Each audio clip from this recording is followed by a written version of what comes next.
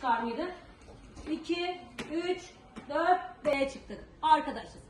Tam yemeği yutarken Elif hocam boğulmaya başladı. Elif hocam evrensel boğulma işaretimiz neydi az önce gösterdim. Şöyle tutuyordu. Öksürme var mıydı? Tam tıkanıklıkta. Baş parmağımı avucumun içerisine alıyorum. Şöyle yuvarlak yapıyorum. Herkes yapabilirse sevinirim arkadaşlar. Şöyle yapın.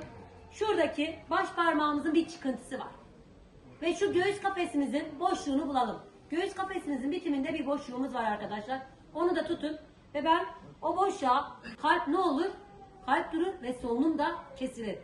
Solunum ve kalp birbiriyle eşdeğerdir arkadaşlar. Biri giderse diğeri de tamamen gider. Bu tarz bir durumla karşılaştığınız zaman hemen hastayı yere uzatıyoruz ve hemen hızlı bir şekilde artık bilinç kontrolü diğer aşamaları yapmadan direkt kalp masajına başlıyoruz.